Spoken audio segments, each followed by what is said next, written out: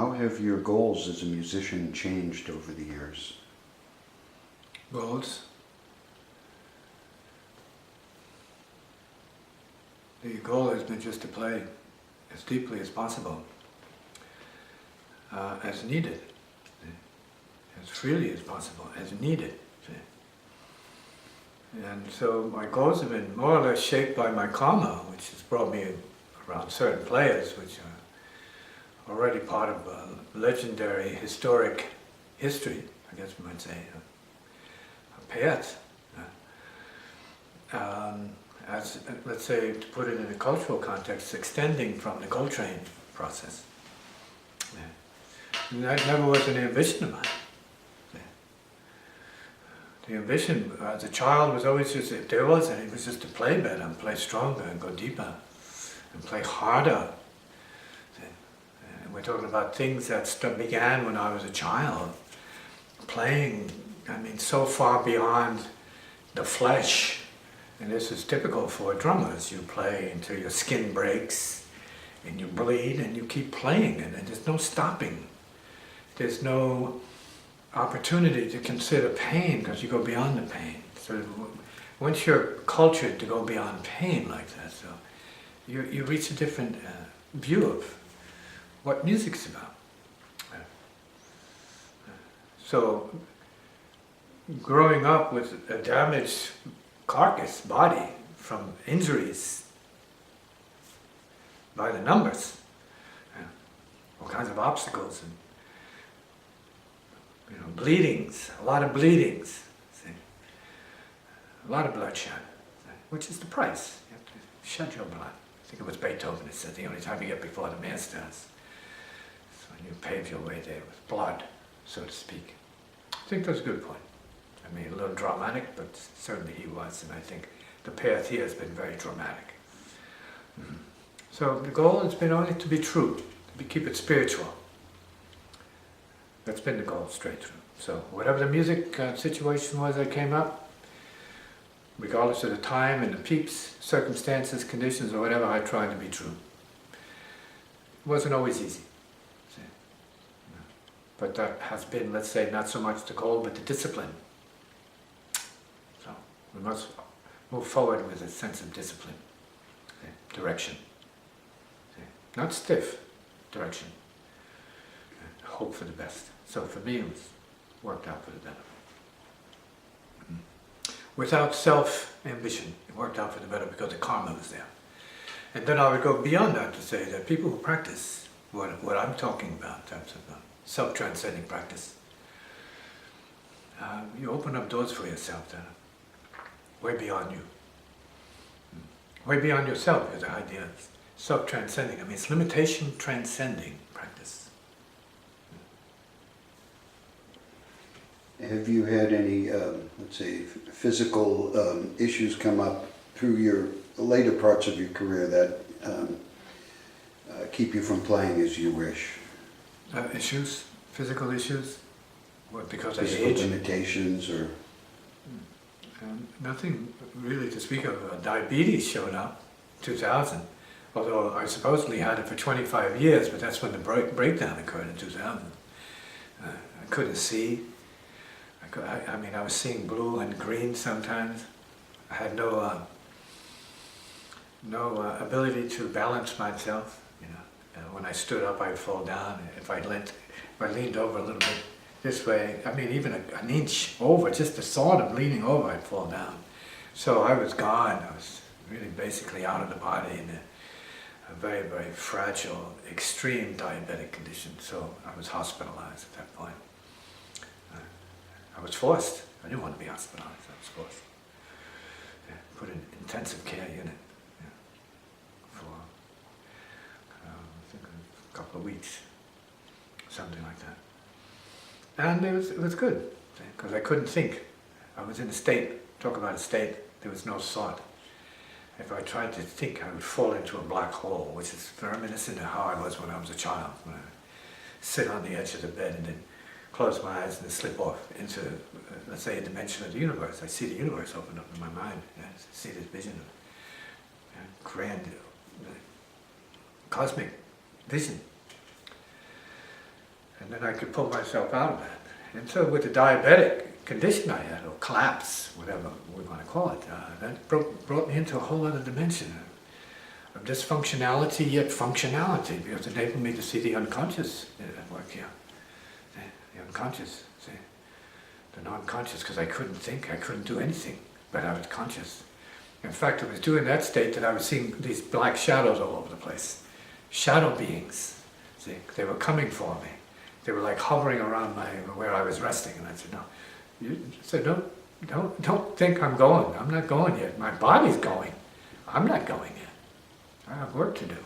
We thought, and I wasn't alone, a group of us felt I was getting ready to pass at that point, because I had finished a whole bunch of work, a whole bunch of karma was ending, and so we had to prepare for the next phase of things. So there was a dying and then a rebirth. And that's around 2000. 2000, just before 2001. In 2000, I made some recordings. And this is part of my comeback. And coming back to life after I went down, this is August, is when I collapsed in 2000. And the coincidence is that I played earlier in March with Henry Kaiser and Marilyn Crispell, and some other great players. And we played, and the name of the date was Auspicious Healing. And my whole approach was to get this healing happening, and that we would come together for this auspicious healing. Because I was talking at that point with Henry Kaiser, and he was telling me about Marilyn and going through some changes. I said, well, we need some healing here, obviously. And so that came to pass, and then there was a resurrection at that point. Then I closed out the period of, let's say, Schenectady's training and teaching phase, and actually music, getting the Anami music up and running, and decided that there was enough then complete with the release of Divine Radiance, which was, I felt, the culmination of the Anami music effort at that time. That was like the height of it during that time, 2000, 2001, 2002, 2003, when we did the Underground. And so that pretty much was a culmination of all that I had. If there was ambition, and I'm telling you, there was no ambition, these things just happened, people calling in, and so it just happened. The karma of it was destined. So, and if you're destined, then you don't have to do anything about it, you got to show up. And that's basically how that happened. And then since then, I thought I could be leaving the monastic to come down here to deal with more music. And this became another dimension of the monastic music. Right now we enter the mode here, that phase of the monastic music and teachings relative to the music, which is part of what happened. So of course I'm still a musician, used in that way. And so I have a lot to say about music and spiritual practice. And I've written about it, so it's an ongoing process here. And in the name of and in the spirit of the Huda teachings. So I am the Huda, as such. And that's kind of like a practice name. Keeping the hue, and giving the hue to the peeps. And that's coincident with the Buddha, and this is a Huda. Not different, yet it's not the same.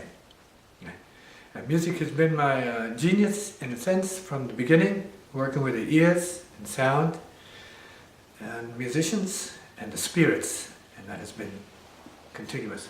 And that has led me to these great players, and their spiritual resonance, and their wanting me to play with them, and that's been an honor and a privilege, and also a service and part of the continual healing. And it's been not ended yet, so it's still going on. Comments? How and when do you write your music? I don't write the music. I never sit down to write any music. I never have. Not once. And people, I sing it. I sing it to one person or another, and they write it down.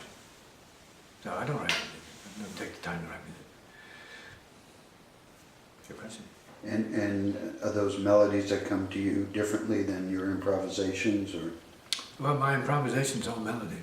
So I have a genius for melody. I don't think there's a doubt about it if you can hear what I'm playing. A melodic genius in a manner of speaking. And the great Phil Ramone recognized that. And he said, man, you have classic melodies, man. these are melodies that belong to the world, and should have an orchestra behind them.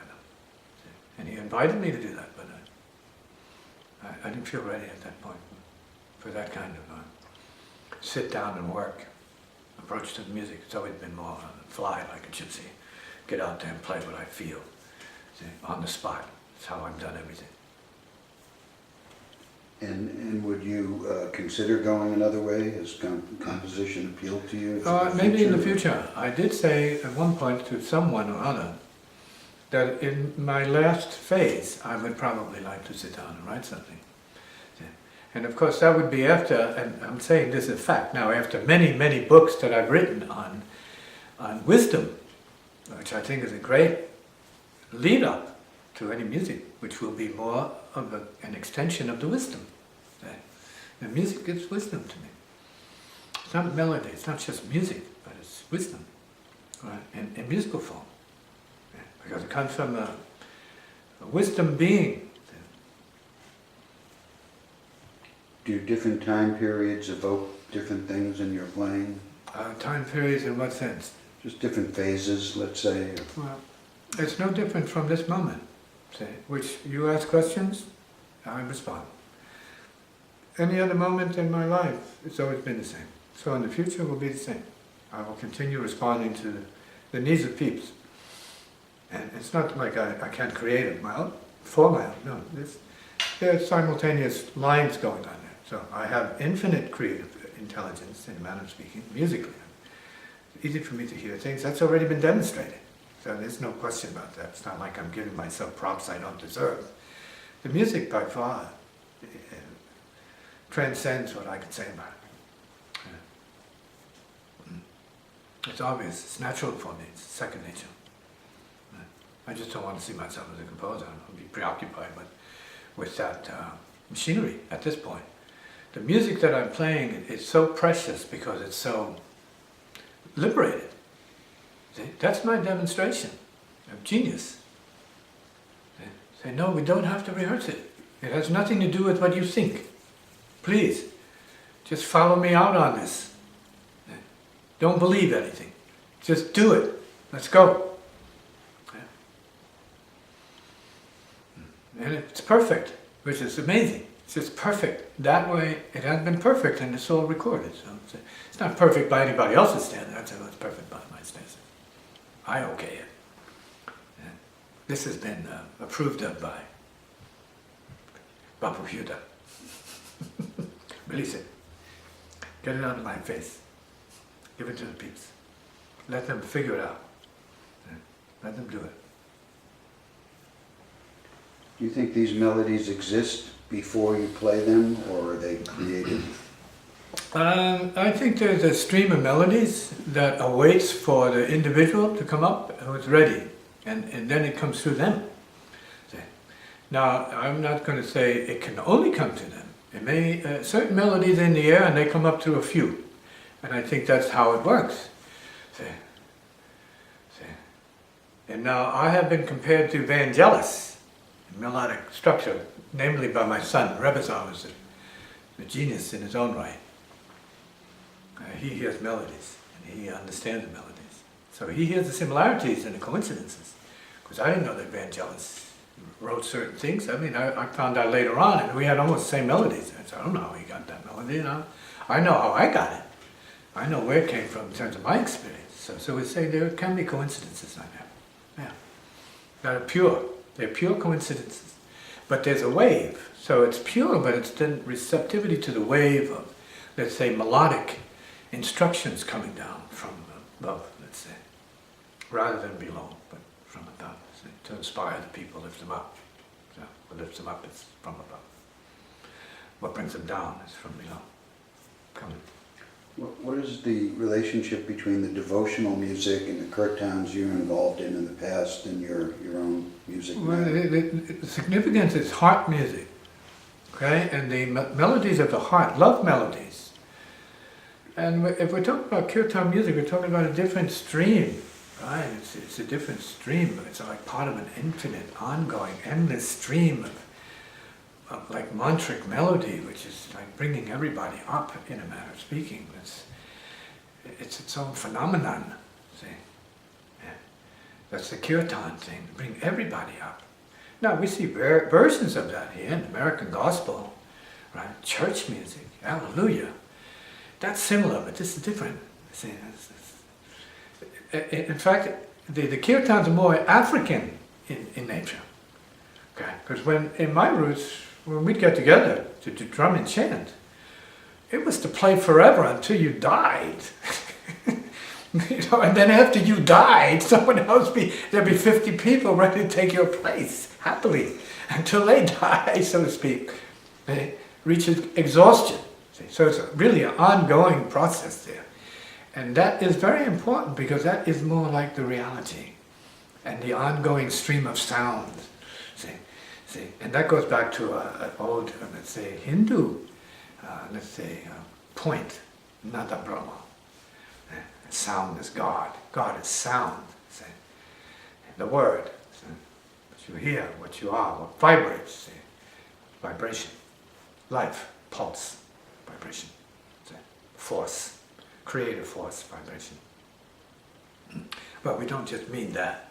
We mean love, vibration, heart, vibration. That's creative force. And singing the song of love and life. And the love of life. See? And the life of love. Well, that's part of the eternal song that streams through all of us if we know how to channel it in. See? It's divine music because if you know what ordinary music is outside of what it is, you say, no, this is divine. This resonates with divinity. See? And it may be the simplest melody just to prove its point. See? And we're full of these simple melodies once we get through all the garbage that would be considered irrelevant to that. Simplicity. What is the effect of playing under, let's say, extreme conditions such as pain or exhaustion? You work through it. I mean, there was no such thing in my childhood. Exhaustion was like, what was that? What was bleeding? No. There was more. See, so I think that was good, great, even spiritual practice, extreme spiritual practice. See, going beyond the limits of your body, your conditioning, and your child's body, whatever that was. See, going beyond that because you had men next to you. And you're trying to keep up with them because you knew you had to play up to them. See? And that's what you aspired to. See, them and their hands, and their drumming, and their strength. See? And those are the images of my childhood. See? And dancing, and singing, and celebrating. But the drums were there. See? The drums were the force. The rhythm was there, the heart was the force, the heart force. That's my culture. That's what I remember. That's what I gravitated towards, and that's what I remember more than being with people, say, socializing. This was my preferred socializing forum and situation. To get together with other like-minded spirits and go deeper. Always going deeper. So, playing guitar, I'm really playing the drums going deeper. Much deeper than I could on the drums. See, going to melodic levels, see, of light that have to be played on another instrument. The drums, I don't have the fingers and the hands that go that fast. See, on the drums. But for the strings, yes, I can do that. I can zip, cross galaxies, see, in a split second, in my mind. See. And do that. Particularly on the drums, see? With frequency response. See? We're talking about emotional and psychic and mental frequency response, as well as virtuosity, which is unconscious in my case. It's unconscious. I'm practiced to do that in that way. So it's never anything I practice, and you see it, it's for the first time that way. The music's there. You see it being created. My practice is the transcend practice. Can you comment on playing what you know versus playing what you don't know? Everything I play, I don't know. Even if I think I know something, I don't know it. See? This is a paradox, and this is really a stumbling block for a lot of intellectuals and solid mental types. See? We are multi-dimensional beings. We're here and we're not here at the same time. Get over it. You're going to wait for science to tell you in your face and put it down in some kind of book, say, no, this is a fact now. We are many different dimensions and multidimensional beings at the same time, simultaneously in many different dimensions. So a musician, for one, can be switching from one reality to the next reality in a split second and not know which one he is or she is. But those realities are coming through. So this has already been understood, in my case. And so, yeah, I know and I don't know at the same time. And I know what I don't know. And I don't always know what I know. So there's a paradox there. And that's how it is with the sound and the unconscious, because we're talking about the unconscious. You have your ego consciousness and all the music you're cultured by. And that's just the basis, that's the reference. That's not the down and the inner and the up and the outer. Beyond that, that's infinite. That's creative. The rest is creative. What you're hearing, what you're used to is the created. There's no genius there. Listening to classical music, it's created, there's no genius there. The genius is beyond that. It's waiting. It's a fire that consume and blow your mind out. It's a genius. Blow your circuits out. Blow your eyeballs out of their sockets. There's a genius. Please. Genius sweats. You know. Genius bleeds.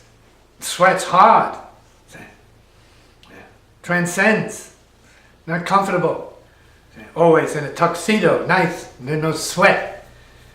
No, it's not genius, that's cool. Genius is not cool. Genius is madness. And cool too. It's cool madness. But mad, definitely mad. It's not genius, it's not mad. Are you willing or able to play, let's say, conventional music that doesn't require or may not even want genius as part of it?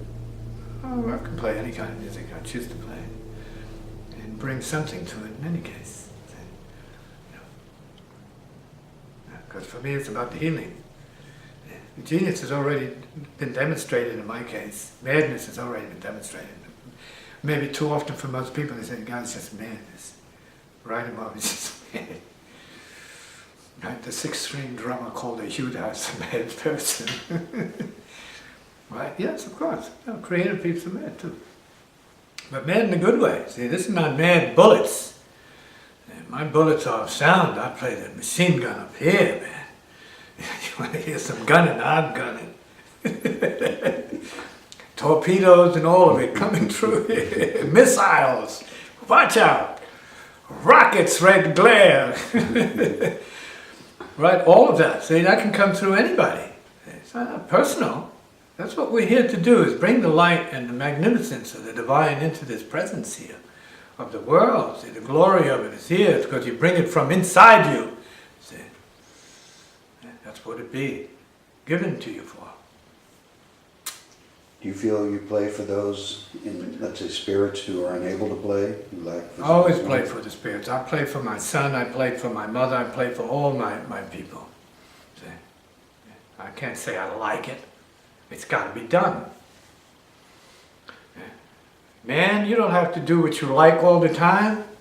You don't even have to do what you love all the time, but you do what you have to do all the time and then love that. Love that. Bring the people up. That's what you love. See the people up. Help them up onto the boat. Pull them up. Bring them up. You love that.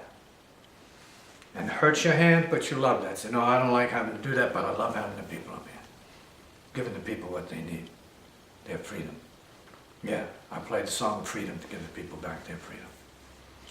Do you feel that jazz clubs are the appropriate or ideal venue for your music? No, I don't think so. I think jazz clubs are an appropriate venue, perfect venue for jazz music. Jazz music, that is to say, somebody's idea of jazz music. And when I was a child, I was beyond that.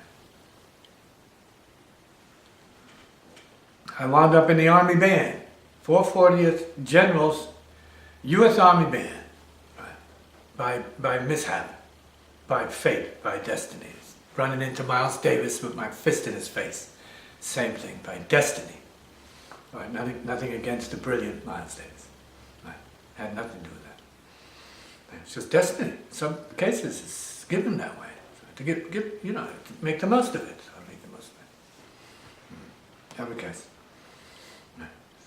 So it's not my will in regards to that, but thy will be done. So I have to consider the forces and make a choice. Say, okay, we're going to do this. Not that I like it, but it's on me to do it. And so I do it. Man will step up to it and say, okay, I'm general, this is what I say. We move forward on this one. We go and take what comes with it. So let's go, because we're taking what comes with it. Come what may. Go what may, come what may. Right? We'll see what remains. Do you feel the Army was in any way an inappropriate place for a man like yourself? Perfect. It was perfect. It was in the service because of the pressure during the war. Yeah, not that I tried to get into Vietnam, but they wouldn't let me get in there. I put in for it because all my friends were going there. It was a thing to do.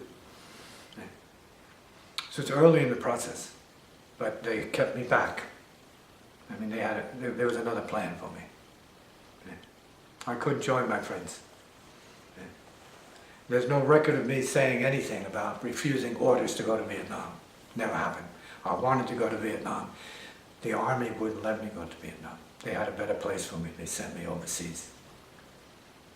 I wanted to make the money. I didn't want to go in there to kill people. I wanted money. My motivation was to make some money. For sure I was trained to kill, but I really wanted to make the money. So no matter what I wanted to do, it wasn't up to me to do it. There was other forces at work. As my relative said, you're guided. There's nothing you can do about it, baby. You'll find out yourself. You try to do this, now we'll be able to do it. You try to do that, certain things will happen to you because you're a guide. Guides are guided in a certain way. So I found that to be true of my own life. And I fought it with all my might. I didn't want to be guided. I wanted to do what I had to do. So it was a perfect field for me because of the intensity, because of the awakened memories of my military service from the past and wars that I'd fought in the past. All of that was awakened in my case. So it was about being a coward, I think, so being overqualified as a hero. Now it was time to move on. So I wound up in the Army band. By fate. I didn't, I wasn't in the military to go to the band, but I was thrown into this. And so I accepted it. And my drumming made it. I saw, when I played with the band on the drums, I said, we need a drummer. I said, oh, you do? Oh, okay, perfect. Here I am. And then I deja vu. This is what I was playing as a child. I said, oh, see, watch what you are as a child. It may have everything to do with your future. See, so I played I created my own future by playing the drums. And I'm still here playing the drums. See, funny how it works for some people. So it's a perfect place. The most beautiful thing of all was for me to get into the band. It's so perfect, I mean. It was an awakening, it was God realization, man, before that. And then I had another epiphany when I was in the band. And then I was leaving the body all the time, not just on occasion as I did before. And I was out of the body almost every time I went to bed. I was out of the body, going to the higher worlds because I was reconnected with the sound, but then the sound then was relative to higher planes of reality. And then I started to put it together why Paramahamsa Yogananda was appearing to me. And I said, oh, wait a minute, this was yogic stuff. I said, strange, I didn't know this person. And then that opened me up to his teacher, Sri Yukteswar, and Babaji and these other beings, which I didn't know about before, but I was open to it because, after all, I came from the spiritualists. They're into strange peeps, strange phenomena, strange beings from other places, spirits. So higher spirits, Hindu spirits, yeah, that made sense to me when it showed up. However it came to me, it made sense. Yeah, as much of it makes sense now. Question. Were there any particular, let's say, musical spirit guides that came to you? In what sense? Let's say disembodied musical mentors or... No, none of that showed up. However, I have to say this, that I did have a couple of experiences when I was with the airborne units. When I was fasting, right? I was fasting. And this was maybe in 1967. So I was fasting, before I got out. And it was coincided with Coltrane's passing, but I didn't know that at the time. I was fasting. I felt I was going to die around the time of my birthday, July 16, 15. And then I realized years later, Coltrane passed over July 16th, 67, something like that. And so it's a coincidence for me. And that was a connection. Then I had all these other connections with Coltrane. Early on, I had a dream, a vision of seeing two black musicians playing saxophones. And they were talking to me through their horns. And I'm saying, wow, this is strange, a beautiful dream here. Who is this? What's this? I didn't know yet what that was and what that meant. That was obviously Pharaoh and Train playing. So I must have had a deja vu going back to when they were playing, back in those days. See, right? And that's when they came to me in that time. So the spirits brought that to me. And so the seeds were being put in my mind. I said, oh, I don't know anybody like that. And then when I met Pharaoh, I said, oh wow, this is what it was about later on. So it was already set up. What I'm showing you and revealing to you is that I had signs of all these things happening before. So I say to you all, watch your signs because your future is really being indicated to you. If you're fearless about going that way, and you're willing to sacrifice your attachments, your people, in order to be the warrior that you may be designated to be, unbeknownst to you, then maybe you have the same fulfillment that I have been able to have. I'm a warrior, not a worrier. I'm not worrying whether or not it could have happened. I said, I'm going to warrior my way right through it as it shows up and then not have any worries about having not done it. And when I had a chance to do it. Anything else? Bapa, before you were speaking of music and sacrifice and your feeling or disposition on the bandstand. Can you speak about what is the appropriate disposition of a musician who wishes to be in the stream or spirit of Dharma to play music? Well, it depends on what your relationship is to music to begin with. I can't make a suggestion that's going to all of a sudden, just because you hear it, can transport you to a whole other dimension. That depends on your karma. Your karma determines where you are in terms of your physical body, where you are in terms of your emotional body. All of these have to do with music karma. Your memory body and your, let's say, your astral body and your mental body. All of these are components that your ego has to more or less find its way through in terms of your own nature and your own time-space thing. So, of course, it'd be great if we could say, well, this is what you should think about. Or let's say something like, think of a Love Supreme, right? I ran into the Love Supreme peeps in the band. The Army band had a group like a Church of Coltrane already. Right? This is in North Carolina, right, where he was supposedly from, right? So they're like, I'm there in Train Town. Coincidences, yeah. Right. So my daughter was born in North Carolina. Yeah. Bodhi was born in North Carolina. So yeah, then it's really a matter of karma and dissolving that karma. See, so I'm not going to be able to make a recommendation to people. Say, well, play from your heart. I mean, that's not going to do it. See, that's not going to erase the karmas that are preventing you from doing what it is that I may be able to do. See, the idea is to eliminate your karma once you recognize what that is and what your suffering is and what your limitations are. But do you, I dare say, have the objectivity and awareness and strength to be able to let go of yourself to get to that point of playing where you're no longer playing? It's brilliant. It's amazing. It's astonishing to others. Right? Especially the masters out here. See, fortunately, I was brought in to be challenged by the masters, but I met the challenge. We can't say anybody and everybody's going to do that. See? I didn't disappoint, but I wasn't trying to appoint or impress anybody, which is part of the mystery of what it is. I just played what I played. If somebody asked me, what are you playing? I said, I don't know what I'm playing. I'm moved to play, so I play. I said, I'm not doing that. I was being honest. I'm not doing that. The music's doing that, I would say. Yeah, this is movement and music. So Pharaoh and I would be sort of like doing these things together. Right? It wasn't like something I had an ego for. I had no ego for it. But I had the ears for it and I had the soul for it. So there we went in soul together. On the wings of soul we flew and played the music for the peeps. You need to empty yourself.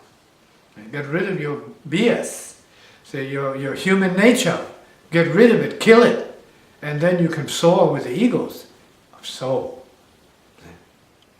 If it's just music you want and devices and a little bit of virtuosity here and there to impress the ladies or impress yourself so you're able to get through the changes or whatever, that's nothing. That's nothing.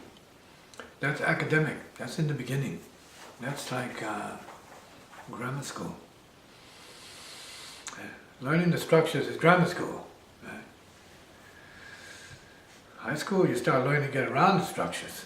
By the time you get to college, there are no structures. Zero. Then the universe is yours. That's what self-liberation means. It's not just about music. You have to liberate yourself. From that self-liberation, then you'll find the music you need to play to express and demonstrate your self-liberation. Okay? Otherwise, you may as well just play your music the best way you know how, because then strategically trying to play free is not playing free. As soon as you think, well, I'm going to play a little bit outside, you're still in your head. A little bit outside is nowhere. I had somebody very sharp in the audience say, hey, I heard that. That's a little bit outside. You can do better than that. Stop thinking about a little bit outside and get really outside. We came in here really outside, not a little bit outside. Give it up, cough it up, right? Crank it up. Yeah. Oh, don't hold back. See, but not everybody's ready to get to that point. See, because you're still in a developmental stage, and the developmental stage holds you back. Yeah. Another question?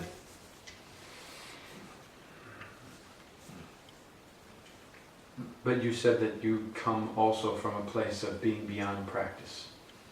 Well, that's being beyond practice is a figure of speech meant that the unconscious can do it.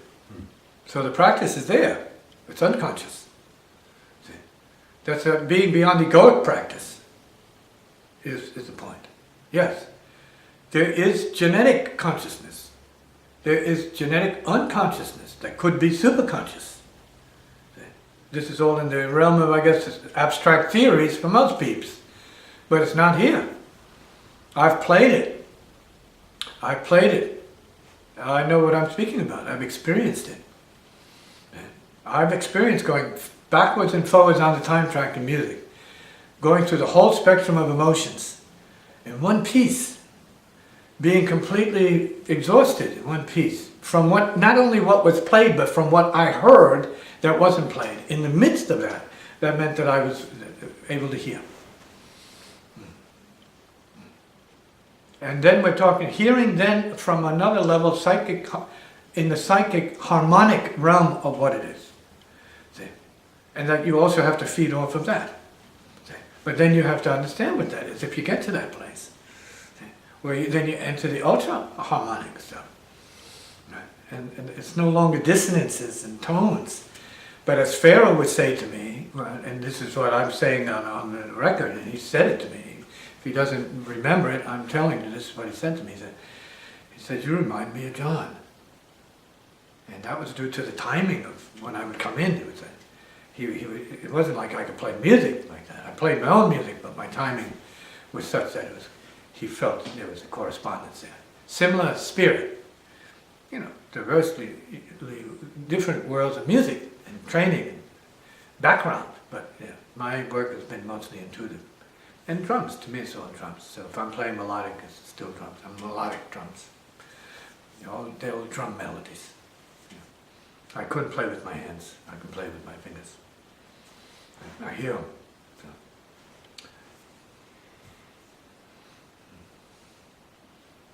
You said that John Coltrane was someone who sounded like he played, like he left everything behind. Yes, that's a way of putting it. He left it all behind. He gave it all up. Now maybe it's, you've heard the music. How much more do you expect of him to play from what you've heard?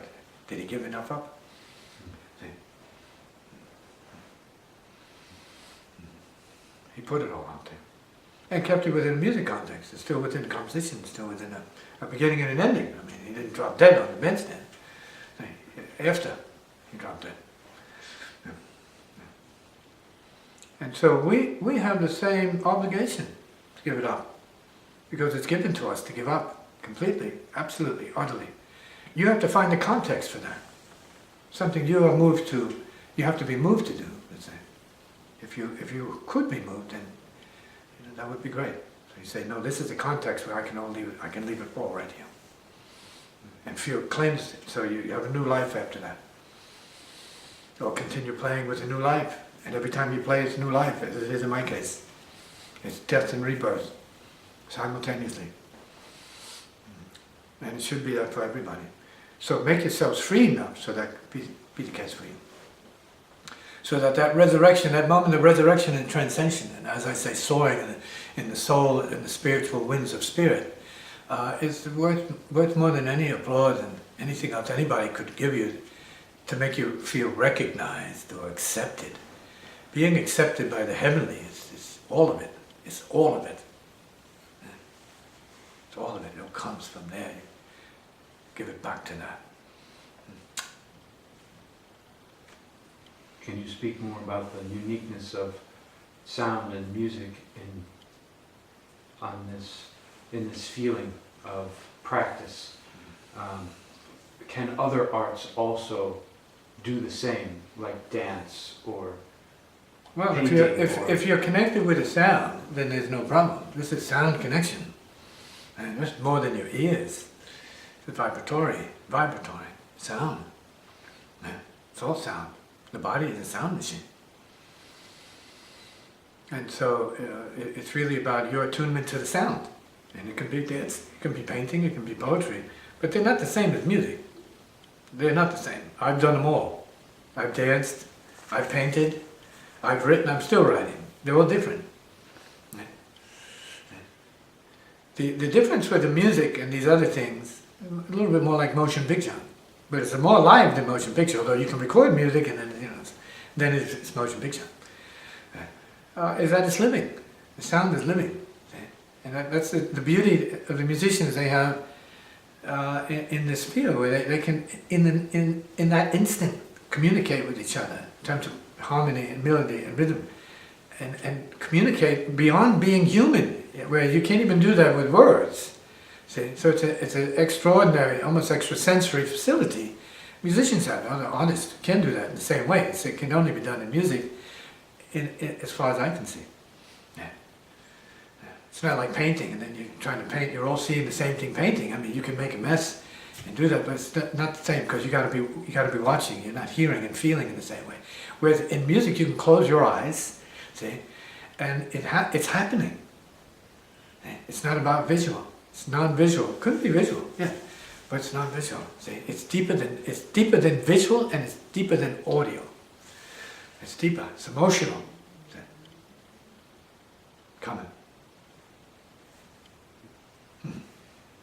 And then the healing can be instantaneous, like that. And you can't say that with these other things. You can get gratification if you have a team of painters and artists and other people, but the vibrations and the healing that can come through music is instantaneous. That's why it's always been the center of every tribe.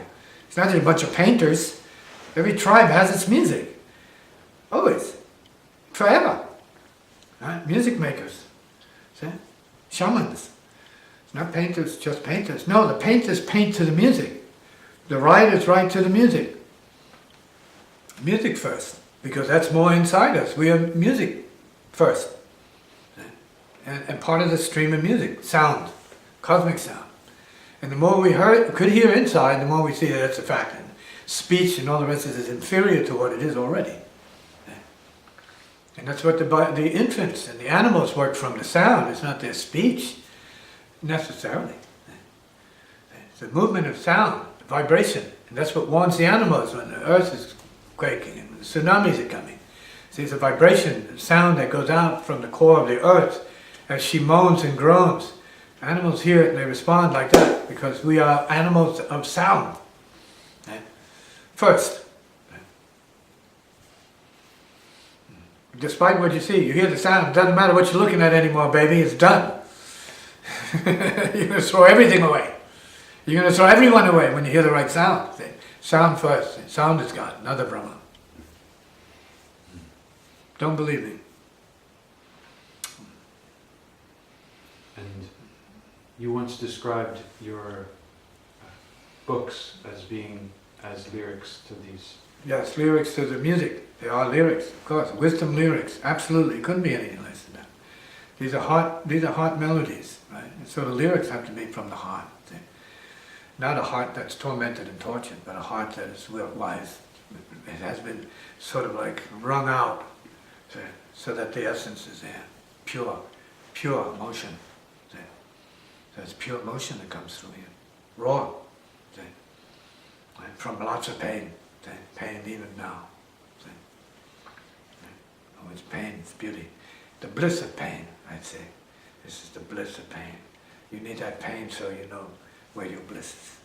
See? This is true in the Dharma as well. When you're talking about the Vajrayana levels of the Dharma, there's no pain. That pain is bliss, baby. Get it. See? That smell is sweetness. Get it, baby. That rot is syrup. Get it, baby. That cancer is like, jelly. Jello. Yeah, get it. See? So it's a paradox. See? When you get to the higher levels that they consider to be esoteric and dangerous, that's because the human condition is not ready to deal with paradoxes at that level. See? Do you hear melodies as you write? As I write, yeah, I'm always hearing melody. So I can go to the piano and play melodies at any point. And I do it. It's an ongoing stream. You don't have to hear me and believe that. You hear what I'm playing. Even as you write words? I'm telling you it's happening right now. Hmm. Right now, I'm in a melodic state. It's my feeling. It's the way I'm designed, in a sense. I can hear melody.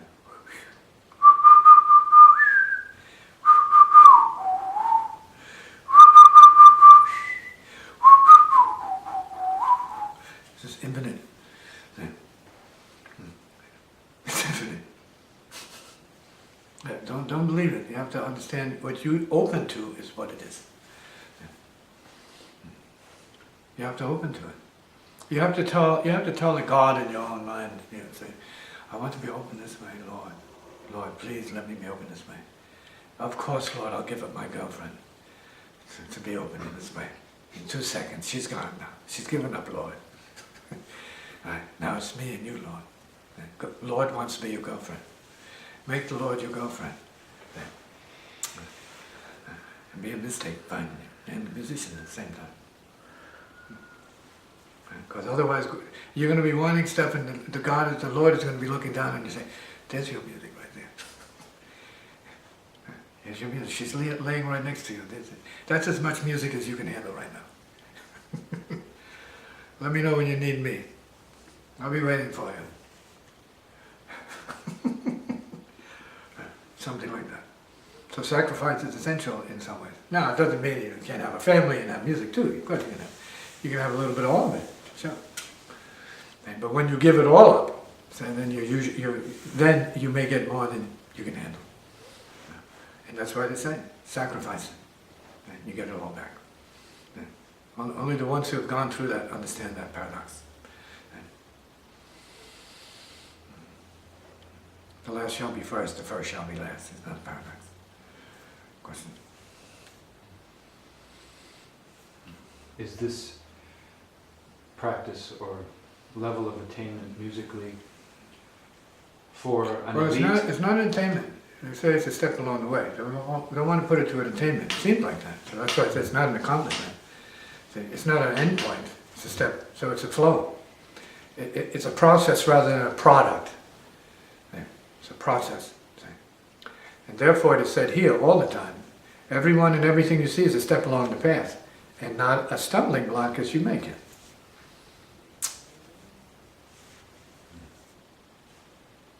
But a stepping stone, as you can make it, stepping stone.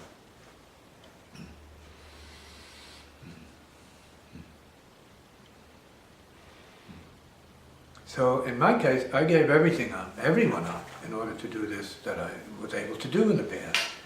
That was more important to me than wives and sex and women and all this other stuff. Because I realized that all those other things were there, there's nothing wrong with it.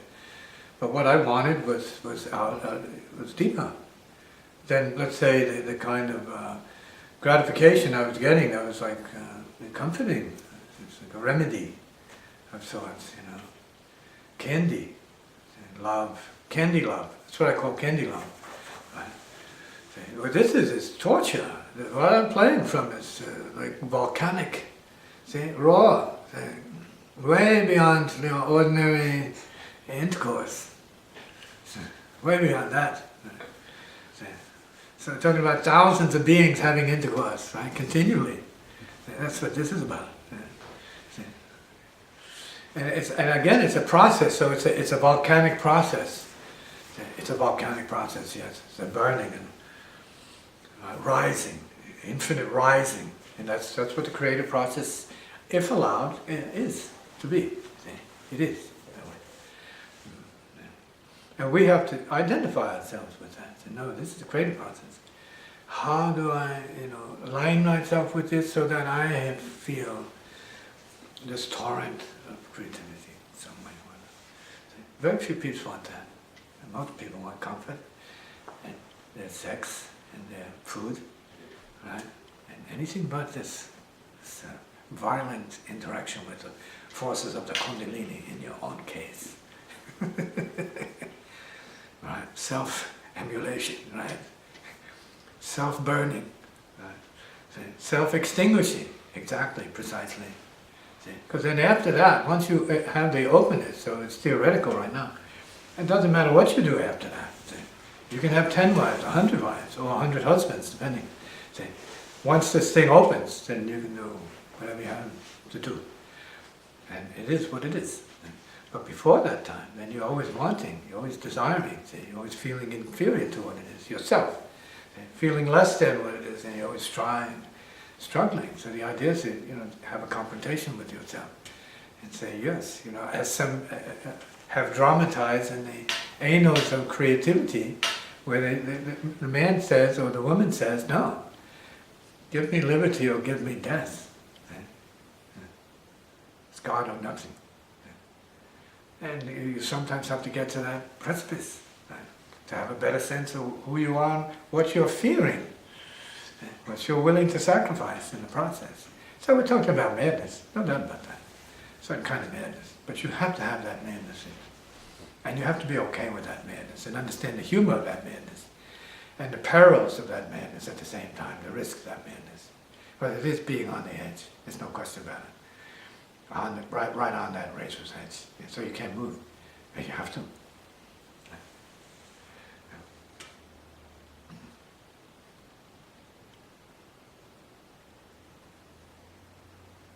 And that's peace, by the way. That's peace. Razor's edge of peace. Love always you.